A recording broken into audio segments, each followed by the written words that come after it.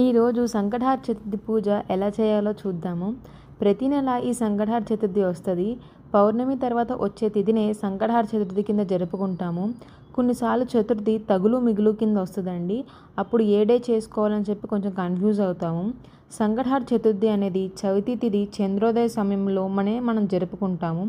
మనం ఉపవాసం ఉండి ఈవినింగ్ చంద్రునికి దండం పెట్టుకుని ఉపవాసం విరమించుకుంటేనే వ్రతం పూర్తయినట్టు. అందుకని ఈవినింగ్ టైంలో వచ్చిన చతుర్థి తిథి నాడు మనం ఈ పూజ చేసుకోవాలి. సంకటహార చతుర్థి అంటే ఆ పేర్లోనే ఉందండి. ఆ మహాగణపతి మన సకల కష్టాలని తొలగిస్తారు.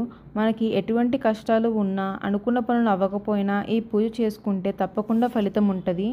ఈ పూజ ఎవ్రీ మంత్ నార్మల్గా అయినా చేసుకోవచ్చు, లేదా సంకల్పం చేసుకుని 3, 5, 12 సార్లు అలా అయినా చేసుకోవచ్చు.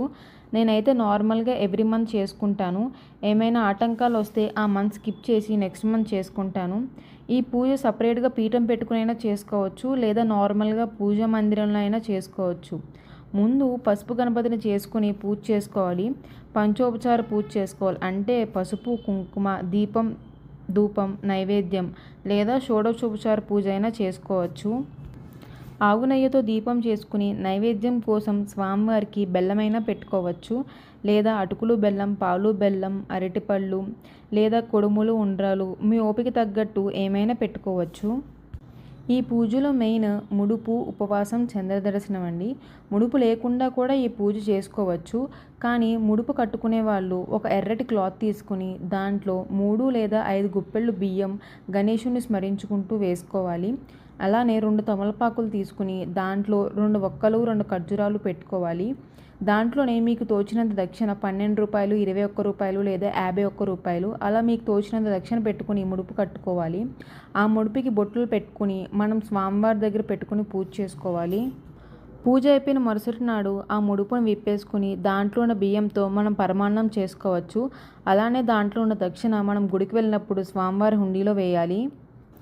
అలానే ఈ సంకటహార చతుర్థి నాడు స్వామివారికి అభిషేకం చేస్తే చాలా మంచిది. ప్రతి గుళ్ళోనూ మనకి స్వామివారికి అభిషేకం చేస్తారు ఈ సంకటహార చతుర్థి నాడు. మనం ఇంట్లో కూడా ఈ పంచామృతాలతో అభిషేకం చేసుకోవచ్చు. పంచామృతాలు అంటే ఆవు పాలు, ఆవు నెయ్యి, ఆవు పెరుగు, తేనె, పంచదారతో అభిషేకం చేసుకోవాలి. తర్వాత వాటిని తీర్థంగా అయినా స్వీకరించుకోవచ్చు. అభిషేకం అయిపోయిన తర్వాత విగ్రహాన్ని శుభ్రం చేసుకుని గంధం, కుంకుమ, పసుపుతో అభిషేకం చేసుకోవాలి. ఈ పసుపు, కుంకుమతో అభిషేకం చేసే నీళ్ళని మనం ముక్కల్లో వేసుకోవచ్చు. మళ్ళా విగ్రహాన్ని శుభ్రం చేసుకుని స్వామివారికి బొట్టు పెట్టుకుని పూలతో అలంకరించుకోవాలి. వినాయకుడికి గరిక, జిల్లేడు పువ్వులు అంటే చాలా ఇష్టం. మీకు అవి దొరికితే వాటితో వినాయకుడిని అలంకరించుకుని పూజ చేసుకుంటే చాలా మంచిది. తర్వాత సంకటహార గణేశ స్తోత్రం, వినాయకుని అష్టోత్తరం చదువుకోవాలి. తర్వాత లాస్ట్లో కథ చదువుకొని పూజ అయిపోయిన తర్వాత చంద్రునికి దండం పెట్టుకుని చంద్రునికి తర్పణ వదలాలి. చంద్రునికి తర్పణం అంటే చేతిలో కొంత అక్షంతులు, పువ్వులు పెట్టుకుని చంద్రుడిని చూస్తూ మన మనసులో కోరిక చెప్పుకొని మనం పూజలు ఏవైనా తప్పులు చేస్తే క్షమించమని మన చేతిలో నీళ్ళు వేసుకుంటూ ఆ అక్షంతులను మొక్కల్లోకి వదిలేయాలి. ఆ తర్వాతే మన పూజ పూర్తయిద్ది. అప్పుడే మనం ఉపవాసం విరమించుకోవచ్చు. రాత్రిపూట కొన్నిసార్లు మబ్బుల వలన చంద్రుడు కనిపించకపోవచ్చు. దానివలన పూజ పూర్తవ్వలేదా, పూజలో ఏమన్నా ఆటంకమా అని చెప్పి సందేహపడవసరం లేదు. ఆకాశంలో నక్షత్రం ఉన్నా కూడా దాన్ని చంద్రుడి కింద భావించి మనం పూజ చేసుకోవచ్చు. ఈ పూజా విధానము, ఈ సంకటహార స్తోత్రము, అష్టోత్తరము, ఈ వ్రత కథ ఇవేమీ మాకు చదవటం రావు అనుకునే వాళ్ళు గణేశునికి పంచామృతాలతో అభిషేకం చేసుకుని ఈ అష్టోత్తరము, వ్రతకథ అవి వీడియోస్ పెట్టుకునైనా వినొచ్చు. నేను ఈ వ్రతకథ నెక్స్ట్ వీడియోలో చేస్తాను సపరేట్గా. లేదు ఆ ఓపిక కూడా లేదు, ఉపవాసం కూడా చేయలేని వాళ్ళు సంకటహార చతుర్థి నాడు వినాయకునికి ఒక బెల్లం ముక్క నైవేద్యం పెట్టుకుని మీకు వచ్చిన వినాయకుడి శ్లోకం చదువుకున్నా చాలు. అసలు అది కూడా కుదిరిన వాళ్ళు ఈ సంకటహార చతుర్థి నాడు మీ మనసులో ఆ గణేశుని స్మరించుకుంటూ ఈ మంత్రం చదువుకోండి. ఓం గంగౌ గణపతియే విఘ్న వినాశినియే నమః. ఈ మంత్రం 3, 6 లేదా 9 సార్లైనా చదువుకుంటే చాలు.